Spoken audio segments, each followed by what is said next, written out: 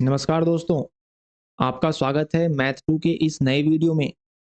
इसमें हम activity 5.1 and 5.2 को सॉल्व करेंगे और मैं हर क्वेश्चन को कोशिश करूंगा कि बहुत ही इजी वे में एक्सप्लेन करूं जिससे कि आपको हर एस्पेक्ट आपको समझ में आ जाए।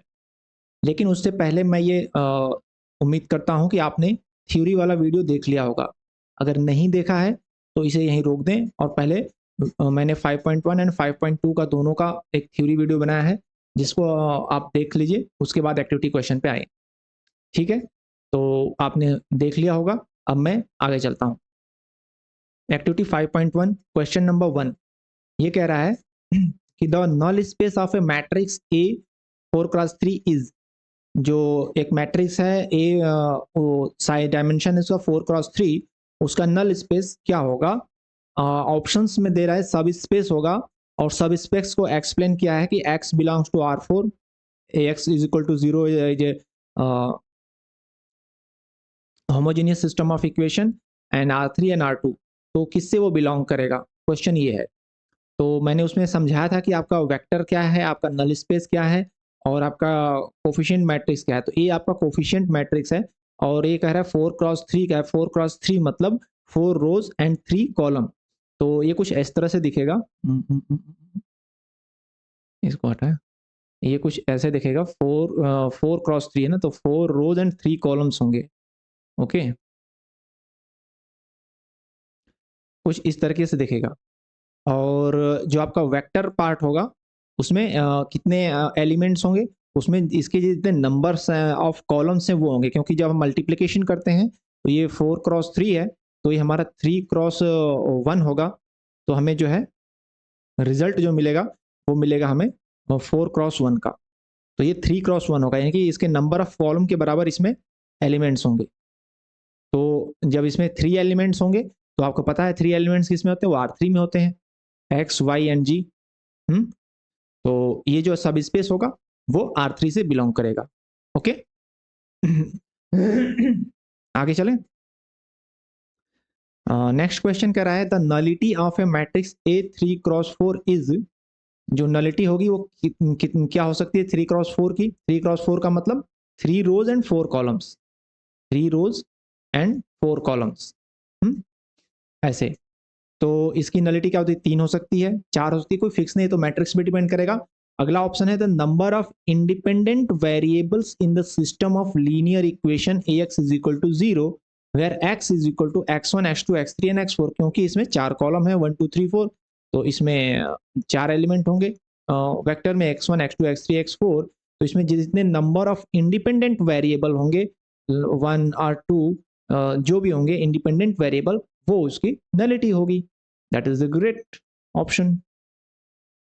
Okay, independent variable. ओके, तो ये ऑप्शन सही है। नेक्स्ट क्वेश्चन पे चलते हैं। नेक्स्ट क्वेश्चन है consider the system of linear equation ax is equal to 0 where x जो है हमारा x1 x2 x3 और उसका ट्रांसपोज है एंड a हमारा ये है। तो use the above information to answer question 3 4 and 5। Okay, तो choose the correct statement from the following options. x1 x2 and x3 all are dependent variable. Dependent और independent के बारे में पूछ रहा है, तो आप ये देख लो, ये हो गया आपका। इसका ट्रांसपोज कैसे होगा x1 x2 x3 का? इसका ट्रांसपोज ऐसे होगा x1 x2 x3, कॉलम जो है रोज हो जाएंगी। तो ये देखो, ये है x1, ये है x2 और ये है x3। तो यहाँ पे आपका जो आप देख सकते हैं, यहाँ पर पिवोट एंट्री x1 में है और पिवोट एंट्री x3 में है। x2 में कोई पिवोट एंट्री नहीं है, लीडिंग एलिमेंट्स नहीं है। तो इसका मतलब कि x2 हमारा जो है वो है इंडिपेंडेंट वेरिएबल है और ये सब डिपेंडेंट वेरिएबल है। तो x2 हमारा जो है, x2 is the only dependent variable, नहीं इंडिपेंडेंट वेरिएबल है x2। फिर कह रहा है x1 and x3 are the dependent variable and x2 is the only independent variable. This option is correct. Okay, next चलें। नेक्स्ट कह रहा है कि which one of the following vector spaces represent the null space of A. Null space of A क्या होता है? Null space होता है the solution set of homogeneous system. तो solution set of homogeneous system क्या होगा भाई? सॉल्यूशन सेट क्या होगा? अब हम यहाँ से अगर हम इसका सॉल्यूशन बनाएं तो हम ये देखते हैं कि x1 इज इक्वल टू क्या होगा, x1 इज इक्वल टू, हमें सोल्यूशन में क्या लाना है, हमें सोल्यूशन में लाना है 0 0 0।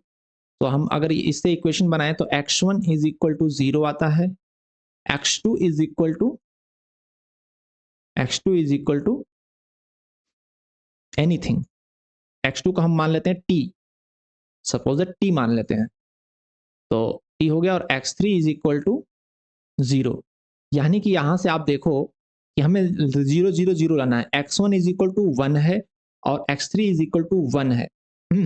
तो अब x1 की जो कि इनकी मल्टीप्लिकेशन x1 में होना है और हमें जानना है 0, तो जो कोफिशिएंट मैट्रिक्स है इसमें 1 होने का मतलब ये हुआ कि 1 का आप स्केलिंग करके इसको कुछ भी बना सकते हो, 2 बना सकते हो, 4 बना सकते हो, 5 बना सकते हो, 6 बना सकते हो। तो यहाँ पर x1 के कोफिशिएंट में कोई भी वैल्यू पॉसिबल है, लेकिन हमें 0 लाना है, तो हमें x1 को हमें 0 मान बनाना पड़ेगा, ताकि यहाँ पर कोई भी वैल्यू आप रखो 1 की जगह पर, इसको आप स्केलिंग करके 5000 रख दो, 10,000 रख दो, जब मल्टीप्लाइड बाई x1 हो तो वो 0 हो जाए, क्योंकि हमें रिजल्ट में 0 चाहिए। और x2 को हमने t मान लिया इसलिए क्योंकि x2 का जो कोफिशिएंट है, आप देखिए तीनों कोफिशिएंट x2 का 0 है, तो जब 0 कोफिशिएंट से मल्टीप्लाई होना है तो x2 को हम एक वेरिएबल t में ले लिए, क्योंकि हमें हर पॉसिबल आंसर को इसमें इंक्लूड करना होगा। ये है सोल्यूशन सेट, तो सोल्यूशन सेट में हमें सब पॉसिबल आंसर्स को इंक्लूड करना होगा। तो x2 is equal to T हो गया, क्योंकि यहाँ पर है इंडिपेंडेंट वेरिएबल, तो इंडिपेंडेंट वेरिएबल का आपने देखा होगा कैसे निकालने के लिए हम उसको एक वेरिएबल ले लेते हैं, टी ले लेते हैं, एस ले लेते हैं, एक्स ले लेते हैं, कुछ भी आप ले सकते हो, ये इंडिपेंडेंट वेरिएबल है, तो इसको हमने टी ले लिया।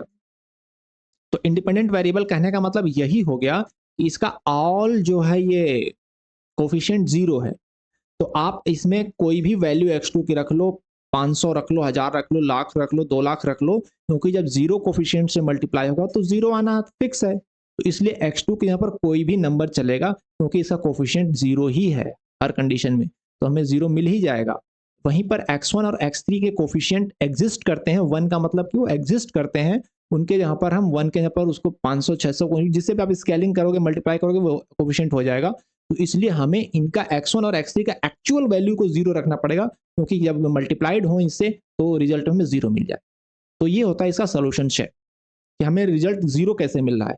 तो यहाँ पर x1 की वैल्यू 0 आ गई, x2 की कोई भी वेरिएबल हो सकता है, अब यहाँ पर क्वेश्चन में अगर t दिया है तो हमने t ले लिया, और x3 की 0 रखना पड़ेगा, क्योंकि x1 और x3 एग्जिस्ट करता है, और एग्जिस्ट करने का मतलब कि अगर इसकी कोई वैल्यू दिया आपने तो वो फिर कुछ और रिजल्ट देगा, 0 नहीं देगा। 0 रिजल्ट के लिए हमें x1 और x3 को 0 रखना पड़ेगा, इसलिए इसका सोल्यूशन सेट होगा 0 t 0, ये okay, t belongs to any real number. Next question पे चलते हैं, क्वेश्चन नंबर 5 कर, what will be the nullity of A. तो नलिटी क्या होता है, नलिटी होता है इसका कार्डिनलिटी ऑफ बेसिस कह लो, या इसका रैंक 2 हो गया तो नलिटी 1 हो गया, इसमें इसका बेसिस हो जाएगा 0 1 0, इसका जो बेसिस बनेगा वो बनेगा 0 1 0, एक बेसिस है, तो ये नलिटी इसका 1 होता है। आपको पता है rank plus nullity is equal to number of columns, तो ये हो गया नलिटी 1 हो गया। नेक्स्ट क्वेश्चन कर रहा है, find the nullity of this matrix, हमें रो एचलॉन फॉर्म इस पे लगाना पड़ेगा, रिड्यूस्ड रो एचलॉन फॉर्म, बिना कोई देरी किए चलिए कर लेते हैं इसको।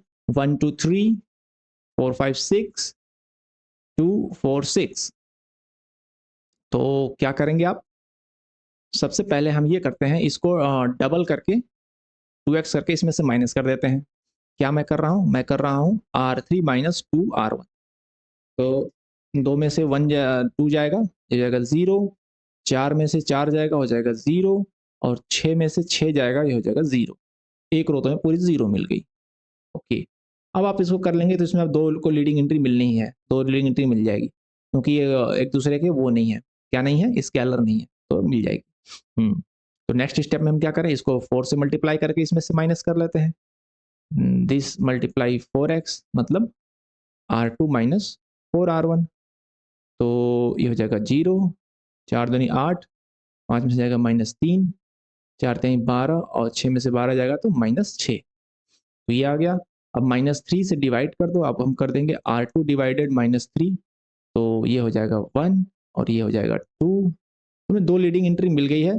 अब आप चाहो तो इसको डबल करके इसमें से माइनस कर दोगे, तो ये हो जाएगा 0, और ये हो जाएगा 4 और 3 में से जाएगा -1, हमें 2 लीडिंग एंट्री मिल गई, तो हमारा हो गया इसका नलिटी 1 हो गया। रैंक 2 हो गया, नलिटी 1 हो गया। ठीक है। क्वेश्चन नंबर 7 क्या कर रहा है, let S denote the set of solution of the homogeneous system of linear equation ax is equal to 0। Homogeneous system का सोल्यूशन सेट है, यानी कि S includes all the x vector space जो कि इसको ax के साथ 0 करते हो। Which of the following options are correct, x1 and x2 are in s, then x1 minus x2 in s। क्योंकि आप जानते हैं वेक्टर जो होते हैं प्लस माइनस उसी वेक्टर स्पेस में, तो ये एक वेक्टर स्पेस है, null space is a vector space, तो ये x1 माइनस x2 भी उसी वेक्टर स्पेस में लाई करेगा, इसलिए ये भी ऑप्शन सही है। x in s then cx is also, उसका c मतलब स्केलिंग कर रहे हैं तो स्केलर भी उसका उसी वेक्टर स्पेस में होगा, ये भी सही है। ये इसका लीनियर कॉम्बिनेशन है x1 एंड x2 का, ये भी उसी वेक्टर स्पेस में होगा। और a to the power n x, x in s है, तो as a to the power n x equal to 0 for any n number of, मतलब अगर जो मैट्रिक्स ए हमारा कोफिशिएंट उसका हम मल्टीपल ले लें तो उसका मतलब मल्टीपल नहीं, उसका हम वो ले लें, मतलब उसकी किसी भी पावर करके मल्टीप्लाई कर लें तो वो भी हमें 0 देगा। If x in s then a to the power n x is equal to 0 for any number n which is belongs to natural number is not 0, तो ये भी सही है, ये भी करेगा। ओके, इसको आप चेक करने के लिए लेके एग्जांपल चेक कर सकते हो, ये स्टेटमेंट सही है। ए मैट्रिक्स का कोई भी आप पावर लेकर के मल्टीप्लाई करोगे उस x के साथ में तो 0 रिजल्ट ही देगा। नेक्स्ट क्वेश्चन क्या कर रहा है, find out the value of a for which this matrix has a nullity 1। इसका रैंक देखिए, मैक्सिमम रैंक इसकी कितनी हो सकती है, 2, इसमें 2 कॉलम है।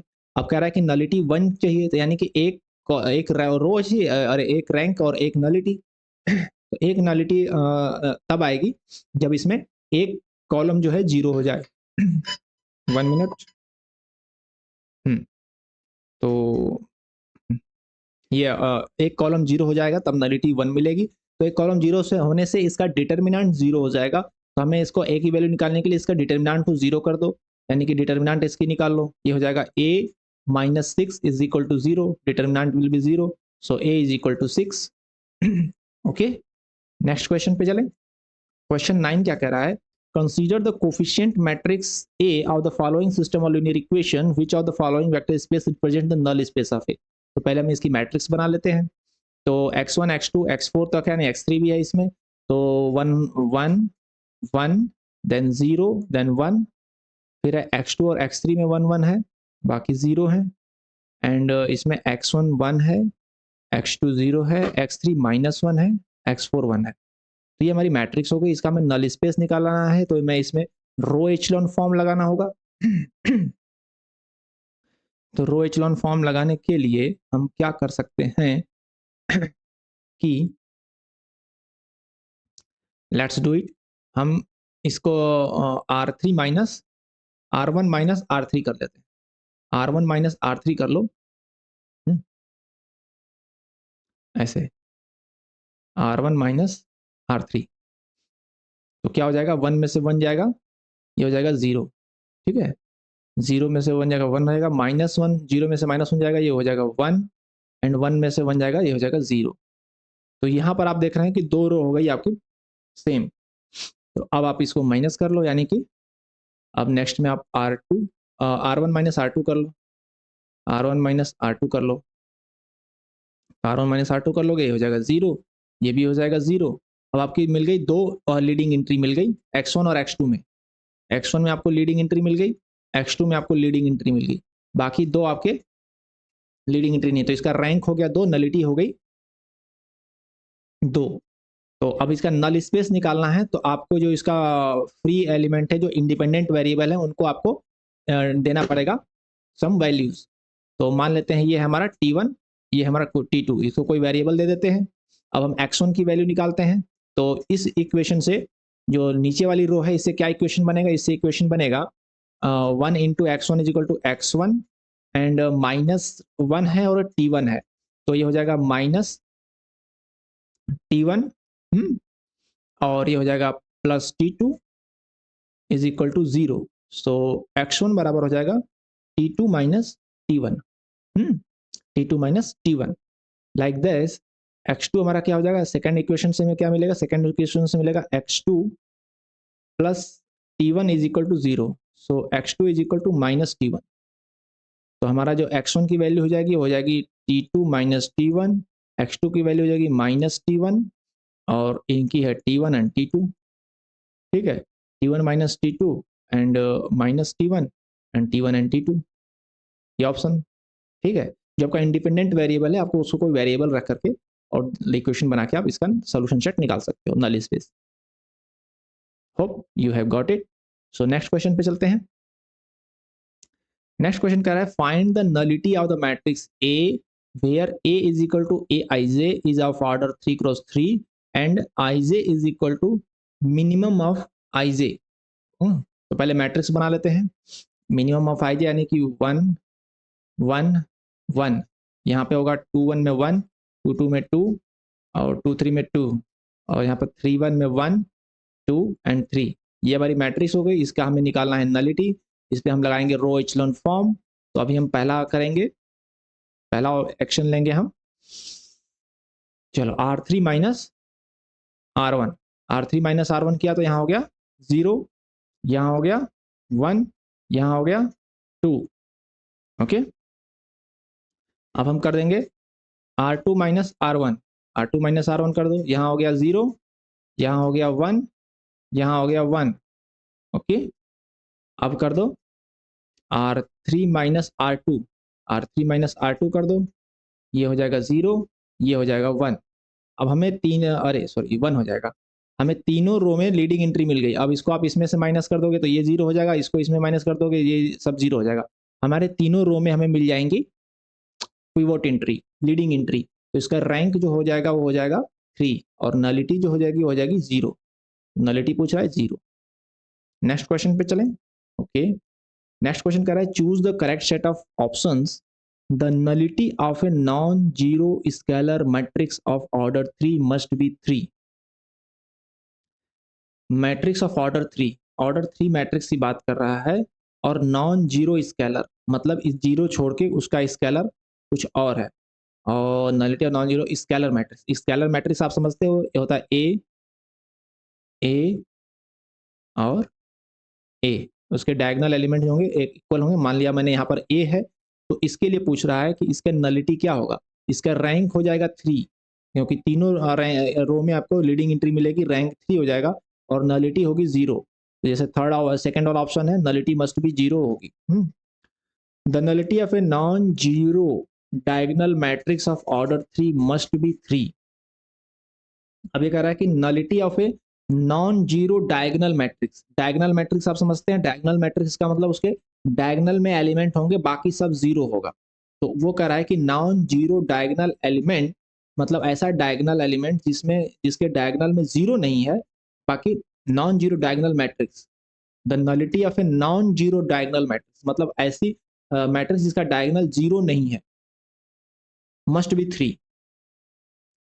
ओके, तो diagonal non zero diagonal matrix से मतलब आप क्या समझते हैं दोस्तों। डायगोनल मैट्रिक्स तो वो होती है जिसके डायगोनल में कोई एलिमेंट, जैसे ए बी सी मैं मान लिया यहाँ पे है ए बी और सी, लेकिन नॉन जीरो डायगोनल मैट्रिक्स का मतलब ये हुआ कि उसके सारे डायगोनल एंट्री 0 नहीं है। मतलब देयर में भी 2 0, अगर ऑर्डर 3 है तो 2 0 हो सकता है और एक में कोई एलिमेंट हो जाएंगे, एक में ए हो गया बाकी सब 0 हो गया। तो ये हो गया हमारा नॉन जीरो डायगोनल मैट्रिक्स, मतलब सभी 0 नहीं है। नॉन जीरो डायगोनल का मतलब पूरा डायगोनल उसका 0 नहीं है, कोई एक एलिमेंट एग्जिस्ट करता है।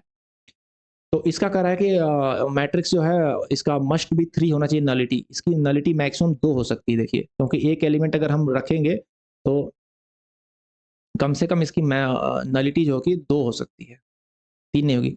नेक्स्ट का the nullity of non zero diagonal matrix order 3 can be at most 2। अगर सब 0 हो जाएंगे दोस्तों, अगर डायगोनल एंट्री सब 0 हो जाएंगी तो ये जीरो मैट्रिक्स का आ जाएगा।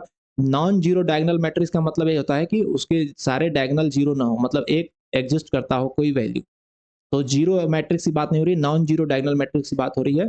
इसका मतलब कि नलिटी की प्रोस्पेक्टिव बात हो सकता है non zero diagonal matrix A B C हो, तो यहाँ पर इसकी नलिटी 0 हो गई। लेकिन मैक्सिमम कितनी हो सकती है, मैक्सिमम करने के लिए हमें इसमें 2 0 हम मैक्सिमम और घुसा सकते हैं, तो मैक्सिमम नलिटी 2 हो सकती है, 3 नहीं हो सकती। 3 होते ही जीरो मैट्रिक्स हो जाएगा। तो जीरो मैट्रिक्स की बात नहीं हो रही, नॉन जीरो डायगोनल मैट्रिक्स की बात हो रही है। तो नॉन जीरो डायगोनल मैट्रिक्स में इसके डायगोनल में ए, बी और सी हो सकते हैं, तो मिनिमम नलिटी इसकी जीरो हो सकती है, और मैक्सिमम नलिटी के लिए हम कोई एक एलिमेंट रखें, बाकी 2 को जीरो कर दें, तो मैक्सिमम नलिटी 2 हो सकती है। तो ये ऑप्शन सही है, ये ऑप्शन गलत है। नेक्स्ट क्वेश्चन पे चलते हैं। नेक्स्ट क्वेश्चन कह रहा है consider the system ax is equal to b where A ये है the number of solution of when b is equal to 0 is b is equal to this, zero नहीं this है, द नंबर ऑफ सोल्यूशन की बात कर रहा है। हमारा मैट्रिक्स है 1 2 4 8 और b हमारा है 1 और 0। हमें x के सोल्यूशन के बारे में पूछ रहा है कितने हो सकते हैं। तो यहाँ पर आप देखो ये 1 2 है एंड 4 8 है। अगर हम R1 को सॉरी R2 को भी कर सकते हो, R2 को 4 से डिवाइड कर दो, R1 में 4 से मल्टीप्लाई कर दो, कोई भी चलेगा। हम R1 इंटू 4 कर देते हैं, तो ये हमारा हो जाएगा 4 और 8, और ये भी है 4 और 8, और रिजल्ट हो रहा है 1 एंड 0। आप देख रहे हो कि यहाँ पर जब कोफिशिएंट 4 एंड 8 है तो रिजल्ट 1 आ रहा है, यहाँ पर जब कोफिशिएंट 4 और 8 है तो रिजल्ट 0 आ रहा है। तो एक ही कोफिशिएंट के लिए 2 रिजल्ट शो कर रहा है, it means there is some problem, और इसका कोई सोल्यूशन नहीं होगा, नंबर ऑफ सोल्यूशन 0 होगा। Okay, I hope you get it. तो यहाँ पर एक्टिविटी 5.1 खत्म होता है। अब हम शुरू करेंगे एक्टिविटी 5.2। तो पहला क्वेश्चन देखते हैं क्या है। पहले क्वेश्चन में कह रहा दोस्तों, तो rank of matrix A is equal to, जो रैंक होता है वो किसके बराबर होता है, the row rank of matrix A. Row rank मैंने बताया था, कॉलम रैंक और मैट्रिक्स की रैंक एक ही होती है, तो पहला ऑप्शन सही है। दूसरा कह रहा था column rank of the matrix A, ये भी सही है। The nullity of the matrix, no, rank plus nullity is equal to column, गलत। The number of dependent variable in the system of equation ax is equal to 0, that's right। dependent variable का मतलब the number of pivot entry, तो जितने pivot entry होंगे वो उसका rank होगा, सही है। The number of independent variable that is equal to nullity, no, this option is wrong। Second question कह रहा है कि the nullity of the matrix A3 cross 5 B2, find the rank of the matrix A3 cross 5। हम जानते हैं कि rank plus nullity जो होता है that is equal to the number of column. Okay, number of column कितने हैं, 5 हैं, तो रैंक नलिटी कितना दे रहा है कि नलिटी 2 है, so rank is equal to 5 minus 2 is equal to 3। Okay, next question क्या कह रहा है दोस्तों, find the rank of this matrix. Same matrix हमने पिछले वाले क्वेश्चन में सॉल्व किया था, और इसकी नलिटी जो थी वो आई थी 1, सो rank will be 3 minus 1 will be 2। Same matrix हमने 5.1 में भी सॉल्व किया। ये होगी 2। नेक्स्ट क्वेश्चन कह रहा है कि if A is an M cross N matrix then which of the following statement is true. Okay, rank plus nullity is equal to M, no no no, is equal to N होगा ना, ये गलत है, ये सही है N। Rank plus nullity is equal to MN, गलत। Max गलत, मीन गलत, ये इज इक्वल टू N होता है, number of columns. Okay, next question पे चलें। Bhupendra Jogi, which of the following is true for a homogeneous system of linear equation। Homogeneous system के लिए क्या सही है। देखो इस केस में जो होमोजेनियस सिस्टम होता है इसमें दो ऑप्शन होते हैं, या तो यूनिक सोल्यूशन होगा या फिर इनफाइनाइट मेनी सोल्यूशन होगा। यूनिक सोल्यूशन जो होता है वो होता है trivial solution. Trivial solution, unique solution का मतलब your x1 x2 and x3 all variable is 0, your x is 0, that is a unique solution। and infinite many solution मतलब फिर many solution, anything। okay, तो क्या करा है, it have no solution. No solution का option नहीं है क्योंकि हमें 0 लाना है, और 0 लाने के लिए हम 0 से मल्टीप्लाई करते हैं, x is equal to 0, that is the unique solution. So no solution का ऑप्शन नहीं है। It can have many solution. हाँ, मेनी सोल्यूशन तब होता है जब हमारा जो उसका कोफिशिएंट मैट्रिक्स है उसका हमारा डिटर्मिनेंट जो है, डिटर्मिनेंट इज इक्वल टू 0 आ जाए, तब मेनी सोल्यूशन होता है। डिटर्मिनेंट 0 का मतलब हमारा कोफिशिएंट ही 0 हो गया। If a is equal to 0 then x में बी एनीथिंग, x में भी एनीथिंग। a अगर 0 हो गया तो x में भी एनीथिंग। और अगर a हमारा फिक्स है, a का determinant is not equal to 0 means, ऐसे लिखो, determinant of a is not equal to 0 it means a हमारा फिक्स है, then x must be 0, x को हमें 0 रखना पड़ेगा, that is the unique solution. अगर a हमारा 0 हो गया तो हमारा x में भी anything, so there is many solution. So it can have a unique solution. Whenever it has a non-zero solution, non-trivial solution, it must have infinite many solution. Yes, समझ गए आप? मतलब A x is equal to zero है, अगर हमारा determinant of A zero होने का मतलब मैट्रिक्स हमारी जीरो हो गई, फिर एक्स की वैल्यू आप कुछ भी रख लो, इट हैज मेनी सोल्यूशन. अगर ए हमारा फिक्स हो गया, determinant of A is not equal to zero, it means x must be zero for x is equal to zero. So x is equal to zero, it is a unique solution, trivial solution. Okay, next चलते हैं. Which of the following options are correct for a square matrix A order n cross n? Okay, if the determinant is non-zero, okay, then the nullity of A must be zero. oh, by determinant अगर non zero है, इसका मतलब हर रो में उसके pivot entry है, हर रो में उसके dependent variable हैं, तो इंडिपेंडेंट वेरिएबल जीरो हो जाएंगे. It means nullity zero. If the determinant is non zero, then the nullity may be non zero. No no no, must be zero. If the nullity of A is non zero, nullity non zero, nullity है, then the determinant of A must be zero. अगर nullity उसका non zero है तो determinant zero होगा. हाँ, अगर nullity उसकी है तो डिटरमिनेंट जीरो होगा. फिर नलिटी का मतलब जैसे समझ लो कि आप 3x3 का मैट्रिक्स ले लो, 1 0 0 0 1 0 एंड 0 0 0. इसमें नलिटी 1 हो गई, रैंक तो हो गया. तो जैसे ही नलिटी 1 होगी, इट मींस उसका एक वेरिएबल इंडिपेंडेंट वेरिएबल होगा. इट मींस कि उसमें एक रो या कॉलम पूरा जीरो होगा. इट मींस कि उसका डिटरमिनेंट जीरो हो जाएगा. So determinant A must be zero, nullity की आते ही. ठीक है, non zero may be non zero, may be non zero गलत है. हाँ, एक चीज और मैं आपको बता दूं भाइयों कि यहाँ पर जब आप मैथ 2 कर रहे हो, तो मैथ 2 में थोड़ा सा इंग्लिश को भी आप स्ट्रांग रखो. आप जगह जगह पर उसकी लैंग्वेज को समझो क्या बोल रहा है. कहीं कहीं उसकी मे बी, पॉसिबल ऐसे वर्ड्स यूज करके मस्ट बी आपके ऑप्शंस को गलत हो जाएंगे. तो आपको इंग्लिश भी इसमें थोड़ी सी लगानी पड़ेगी. यहाँ पर मे बी नॉन जीरो लिखा है, ये गलत है ऑप्शन, मस्ट बी जीरो होना चाहिए. तो आपको यहाँ पर इंग्लिश का भी इस्तेमाल बहुत अच्छे से करना होगा, क्योंकि यहाँ पर थोड़ा सा शब्दों में हेर फेर करके ऑप्शंस में गलत सही हो जाता है. ठीक है, चलो नेक्स्ट क्वेश्चन पे चलते हैं. Choose the set of correct options if nullity of A 3x3 matrix is C for some natural number C, जो कि है 0 से 3 के बीच में, या 3 भी हो सकती है, 0 भी हो सकती है. Then the nullity of minus A will be C. हाँ भाई, ये तो पता है कि नलिटी का मतलब क्या है कि नंबर ऑफ इंडिपेंडेंट वेरिएबल. अगर आप मैट्रिक्स में माइनस का साइन लगा दो तो उससे क्या फर्क पड़ता है, इंडिपेंडेंट वेरिएबल तो वो तो ही रहेगा. तो सी होगा. ठीक है, नलिटी ए प्लस बी, जो नलिटी ए प्लस नलिटी बी, ये कोई गारंटी नहीं है. Nullity of the zero matrix of order 3 cross n cross n is n. Zero matrix है, ऑल एलिमेंट इज जीरो. मतलब अगर 0 0 0 0 है, 2 क्रॉस 2 की मैट्रिक्स है, तो नलिटी कितनी हो गई? 2 हो गई. सभी इंडिपेंडेंट वेरिएबल है, तो नलिटी होगी n. Nullity of the zero matrix of order n cross n is zero. गलत. There exist square matrices a and b of order n cross n such that nullity of both a and b is zero, but the nullity of a plus b is n.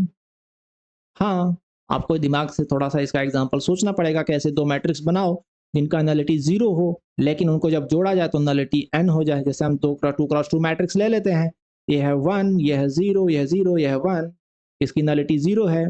दूसरा एक ले लो, -1 0 0 -1, इसकी भी nullity जो है वो zero है, पर दोनों को जोड़ दो तो नल क्या बन जाएगा? 0 0 0 0, और नलिटी हो जाएगी n 2. तो ये हो सकता है.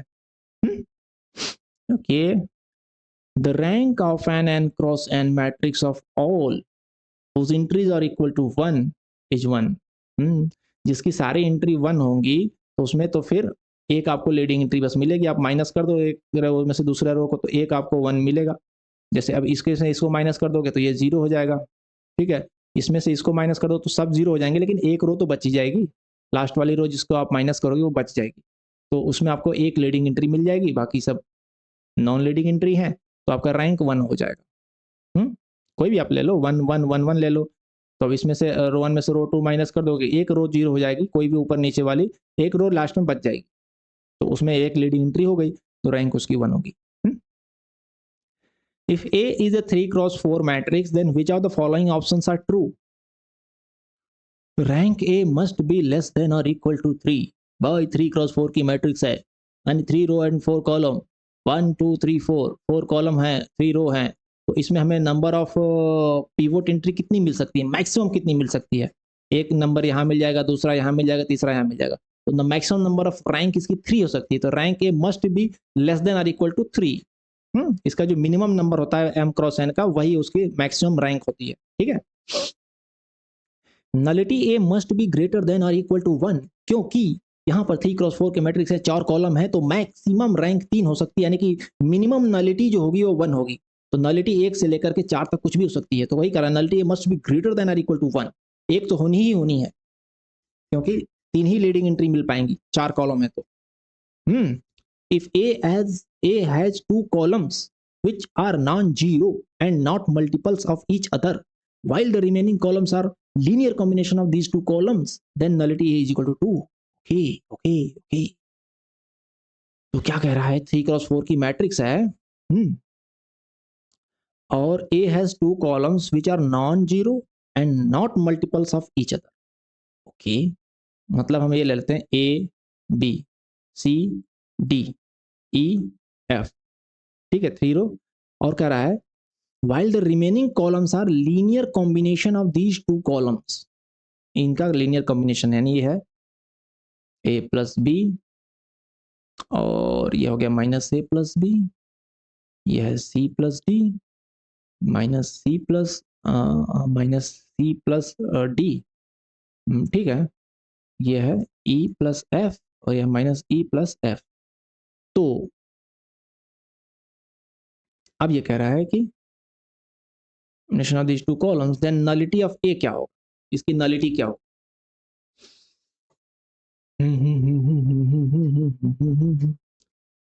ओके, इनके लीनियर कॉम्बिनेशन है, तो यहाँ पे आप देख रहे हैं कि आपके पास जो जो इंडिपेंडेंट वेरिएबल हैं वो ये है, 2 इंडिपेंडेंट वेरिएबल है, जहाँ, और जबकि ये 2 वेरिएबल है वो इसके लीनियर कॉम्बिनेशन, जैसे हम निकालते थे ना, वहाँ पर सब 0 हो जाता था, फिर उसके लीनियर कॉम्बिनेशन में तो हम निकाल लेते हैं, एक को s मान लो, एक को t मान लो, फिर x1 को आ जाता था s प्लस टी, और वो आता था माइनस टी प्लस एस। तो उस हिसाब से आप देखो तो ये आपके 2 इंडिपेंडेंट वेरिएबल हैं, और 2 वेरिएबल जो हो गए उस पर डिपेंडेंट हो गए। तो आपकी नलिटी 2 हो गई, जो independent number of independent variable is your nullity 2 होगी। टी और एस, और इसमें एस प्लस टी या माइनस एस प्लस टी इसके लीनियर कॉम्बिनेशन है, तो नलिटी 2 हो गई। If s 2 column same option करा, नलिटी 1 एक गलत होता है, नलिटी 2 होगी, जो इन number of independent variable is the nullity. Next करा है कि ax is equal to 0 is a homogeneous system of linear equation which has infinitely many solution where A is a m cross n matrix where m is greater than 1 and n is greater than 1, which of the following statement are possible? Okay, इसको मैंने explain किया था theory वाले video में, यहाँ पर ध्यान देना, इंग्लिश लिखिए आर पॉसिबल, मतलब क्या क्या पॉसिबिलिटीज हैं उसकी बात हो रही है, क्या होगा वो नहीं, जो पॉसिबिलिटीज है। तो कह रहा है कि m अगर n से छोटा है, m छोटा है, तो रैंक ए m हो सकता है, हाँ हो सकता है। अगर 3x4 की मैट्रिक्स है तो रैंक 3 हो सकता है। अगर रैंक m है और m बड़ा है n से, तो m बड़ा है n से, तो रैंक m नहीं हो सकता, जो सबसे इनमें मिनिमम नंबर होगा, रैंक मैक्सिमम उतनी हो सकती है, तो रैंक यहाँ पर n हो सकती है, m नहीं हो सकती, ऑप्शन गलत है। रैंक के बराबर m, अगर m बराबर n है, अच्छा m बराबर n है तो रैंक m हो सकती है।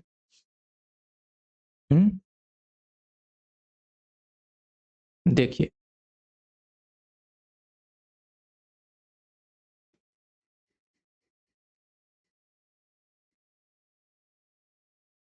देखिए, अगर कह रहा है कि m बराबर n है तो क्या रैंक ए m हो सकती है, यानी कि अगर आपकी मैट्रिक्स 4x4 की है, 4x4 की है, यानी 3x3 की है, तो क्या आपका रैंक 3 हो सकता है?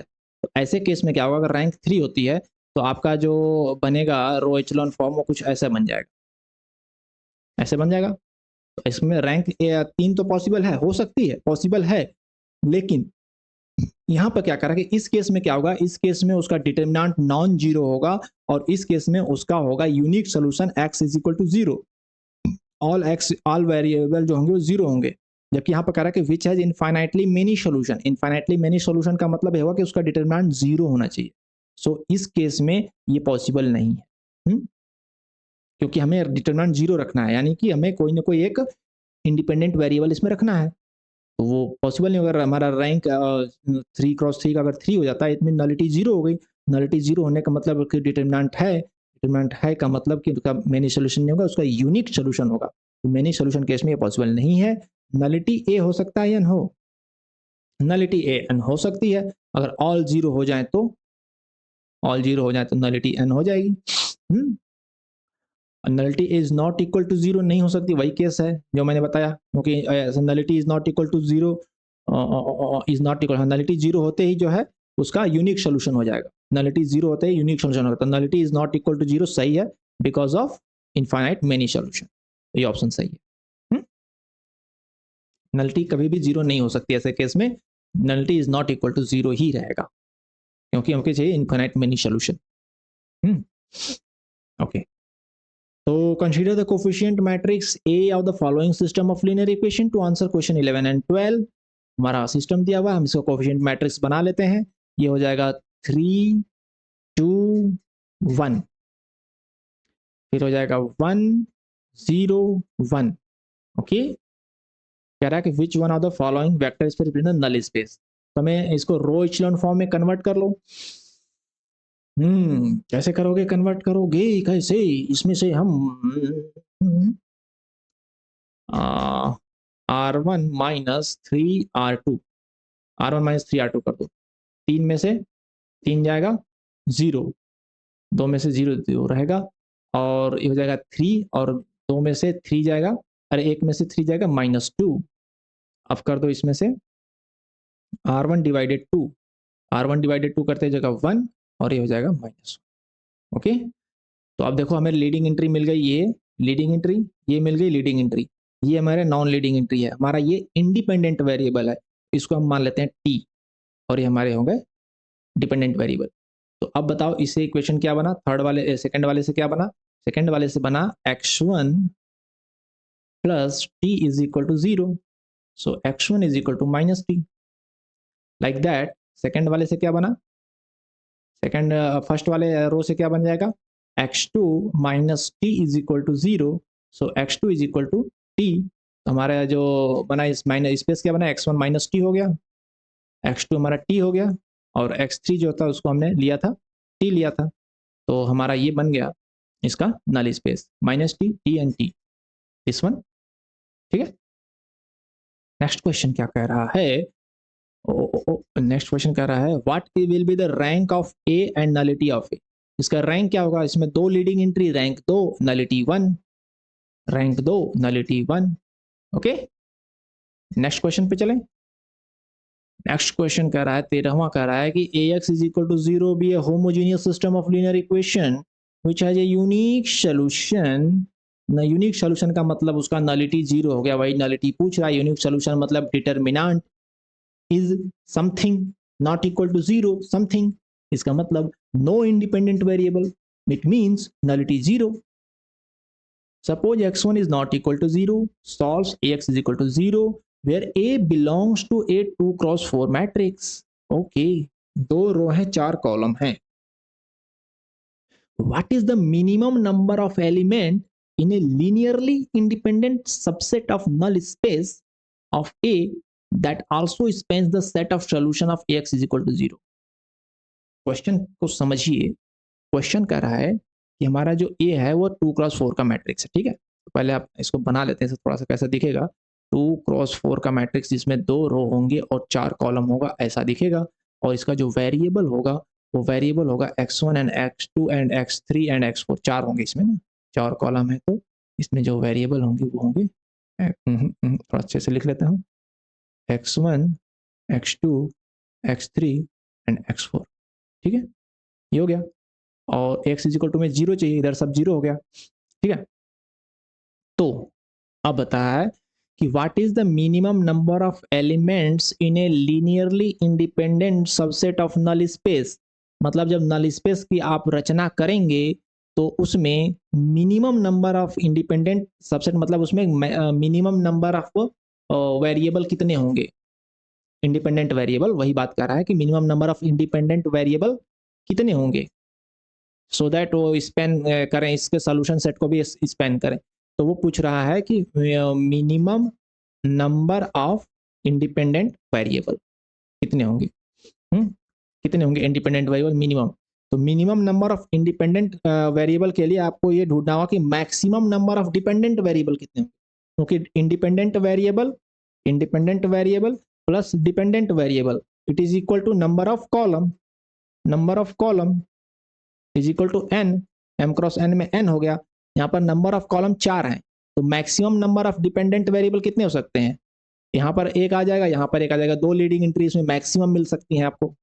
तो maximum number of dependent variable is 2, तो minimum number of independent variable 2 हो सकता है, 2 भी हो सकता है इंडिपेंडेंट वेरिएबल। यहाँ पर एक नहीं होगा, मतलब 2 होगा इंडिपेंडेंट वेरिएबल, 3 भी हो सकता है और 4 भी हो सकता है। तो minimum number of independent variable जो कर रहे हैं, minimum number of independent variable that may be possible is 2, क्योंकि दो maximum number of dependent variable 2 ही हो सकते हैं, तो इंडिपेंडेंट वेरिएबल की मिनिमम नंबर होंगे वो होंगे 2, 3 भी हो सकता है और 4 भी हो सकता है, depend on the number of dependent variable. तो मैक्सिमम डिपेंडेंट इस पे 2 हो सकते हैं, 2 पिवोट एंट्री आपकी हो सकती है, इसलिए minimum number of independent variable 2 होंगे। Okay, hope it is clear now. Next question कह रहा है 15वां question, consider the following set S1 S2 S3 S4 S5, कई तरह के यहाँ पर नम वेक्टर्स लिखे हैं और पूछ रहा है किसके बेसिस। तो इसको आपको वो करना पड़ेगा, रो इचेलॉन फॉर्म लगा करके देखिए किसके बेसिस है, R2 के, R3 के हैं, किसके हैं।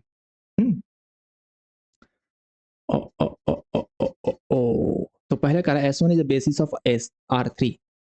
ओके, ये R3 के हैं और ये S4 और S5 और दो एलिमेंट वाले हैं। तो R3 बेसिस कहने का मतलब ये हो गया कि इसमें number of independent variable, number of pivot entry 3 होगी, तभी R3 को स्पेन कर पाएगा। इसमें भी नंबर ऑफ इंडिपेंडेंट वेरिएबल यानी कि नंबर ऑफ पिवोट एंट्री आपको 3 मिलनी चाहिए, जितना पिवोट एंट्री मिलेगी उसको एक्सपेंड कर पाएगा। अगर R3 साइज है तो 3 मिलेगी तब स्पेन कर पाएगा, नहीं तो नहीं कर पाएगा। आप करके देख लो, मैं एक करके दिखा देता हूँ। 1 2 and 3 है ना, ओके, 4 5 6 8 9 10। तो आप क्या करोगे, 4 टाइम्स माइनस करो इसमें, चलो 4x करके माइनस करो, ये हो गया 0, और 4 दूनी 8, 5 में से 8 गया -3, और 4 तीन 12 में से 6 में से 12 जाएगा -6। ठीक है, अब इसमें -3 से डिवाइड कर दो, डिवाइडेड -3 कर दो, तो ये हो जाएगा 1, ये हो जाएगा 1 और ये हो जाएगा 2। Got it. अब क्या करना है, अब इसको माइनस कर दो 8 टाइम्स करके, 8 टाइम्स करके माइनस कर दो, ये हो जाएगा 0, 8 दूनी 16, 9 में से 16 गया, 9 में से 16 गया -7, और 8 तिली 24, और 10 में से 24 गया -14। ओके, -7 से भाग दे दो, -7 से भाग दे दोगे तो ये हो जाएगा 1 और ये हो जाएगा 2। अब देख ले 2 रो कॉमन मिल गई, इसमें से इसको माइनस कर दो तो ये भी 0 हो जाएगा, ये भी 0 हो जाएगा। तो आपको लीडिंग एंट्री कितनी मिल गई, 2, तो वो 3 लीडिंग एंट्री नहीं मिली, यानी कि R3 को एक्सप्लोर नहीं कर पाएगा। ठीक है, इसी तरह आप S2 को करोगे तो इसमें भी आपको लीडिंग एंट्री 3 नहीं मिल पाएंगी। आप कर लोगे इतना, तो करके दिखाना नहीं ना। अब जो ये वाला दिखाता हूँ, S3 is basis of R3, S3 का आपको 3 लीडिंग एंट्री मिलनी चाहिए। S3 को कर लेते हैं सॉल्व, 1 2 3 4 5 6 7 8 10। चलो एक पेज ऐड कर दो, 1 2 3 4 5 6 7 8 10, ये S3 था, इसमें 3 लीडिंग एंट्री मिलेंगी। आप करोगे तो इसलिए R3 को एक्सप्लोर करेगा। तो इसमें कर दो 4x से माइनस कर दो, 4 गुना करके इसमें से माइनस करो, तो ये हो जाएगा 0, और 4 दूनी 8, 5 में से 8 गया -3, और 6 में से 12 गया -6। ठीक है, फिर -3 से डिवाइड कर दो इसे, तो ये हो जाएगा 1 और ये हो जाएगा 2। ओके, अब इसमें 7x से मल्टीप्लाई करके माइनस करो, 7x से मल्टीप्लाई करो, ये हो जाएगा 0, 7 दूनी 14, 8 में से 14 गया -6, और 7 लिए 21, 10 में से 21 गया -11। अब इसका मल्टीपल नहीं आया ना, तो अब यहाँ पर -6 से डिवाइड कर दो, -6 से डिवाइड कर दे ही ये हो जाएगा, -6 से डिवाइड करते ही ये हो जाएगा 1 और ये हो जाएगा 11/6, 11/6। अब अगर हम ये कर देते हैं R3 माइनस R2 कर दो, R3 माइनस R2, तो ये हो जाएगा 0 और 11/6 -2 हो जाएगा, और ये हो जाएगा 6 दूनी 12 यानी कि -1/6, -1/6। अब -1/6 हो गया, तो इसमें -6 से मल्टीप्लाई कर दो, तो -6 से मल्टीप्लाई करते ही इसमें हो जाएगा ये 1, और इस तरीके से आपको 3 लीडिंग एंट्री मिल जाएगी आपको RREF में। तो ये R3 को एक्सप्लोर करेगा। इसी तरह आप S4 का जब करोगे तो 1, 2 एंड 4, 5 स्केलर मल्टीपल नहीं है, तो ये भी इसमें भी 2 लीडिंग एंट्री आपको मिल जाएगी, तो S4 भी R2 का एक्सप्लोर करेगा। और S5 में आपको कहीं तक कहीं कुछ मिल जाएगा जो ये एक्सप्लोर नहीं कर पाएगा। यहाँ पर देखिए 3 वेक्टर R2 है, तो ये R2 के होते ही ये तीसरा वेक्टर डिपेंडेंट हो जाएगा। आइए करके देखते हैं, 1, 2, 4, 5, 3, 8, ठीक है, 1, 2, 4, 5, 3, 8, तो करो इसको, इसमें 4x से मल्टीप्लाई करके माइनस करो, ये हो गया 0, 4 दूनी 8, -3 से डिवाइड कर दो, ये हो गया 1। ओके, अब 1 से कर दो 8 टाइम्स करके इसमें माइनस कर दो, तो ये हो जाएगा 0, और इसमें 3 से डिवाइड कर दो, ये हो जाएगा 1, ये 1 0 हो गया। अब इसको जो है माइनस कर दो इसमें से, तो ये हो जाएगा 0, और इसको माइनस कर दो इधर, ये भी हो जाएगा 0, तो आपको ये मिल गया, 2 लीडिंग एंट्री मिल गई। ओके, तो कर S5 is a basis of R2। Basis क्या होता है, ये स्पैनिंग सेट हो सकता है, it can be A spanning set, ये R2 को स्पैन तो करेगा। बेसिस करने का मतलब minimum number of linearly independent set and maximum number of independent set. तो इसमें आपको एक डिपेंडेंट सेट मिल गया, क्योंकि R2 की बात हो रही थी, इसमें मैक्सिमम नंबर ऑफ इंडिपेंडेंट 2 हो सकते हैं, कोई सा भी 2, तीसरा आता है ये डिपेंडेंट हो जाएगा, तो इसका बेसिस नहीं हुआ, ये spanning, that is a spanning set, but that is this is not a basis. Basis में आपको minimum number of spanning set चाहिए, तो यहाँ पर एक्स्ट्रा है, इसलिए बेसिस नहीं है, ठीक है। तो होप आपको सब क्लियर हो गया, और यहाँ पर ये खत्म होता है, तो मैं यहाँ पर आपको थैंक यू कहूँगा, और आपका यहाँ बना रहने के लिए मैं बहुत बहुत धन्यवाद करता हूँ। वीडियो को लाइक शेयर सब्सक्राइब करिए। थैंक यू, अगेन मुलाकात, बाय बाय।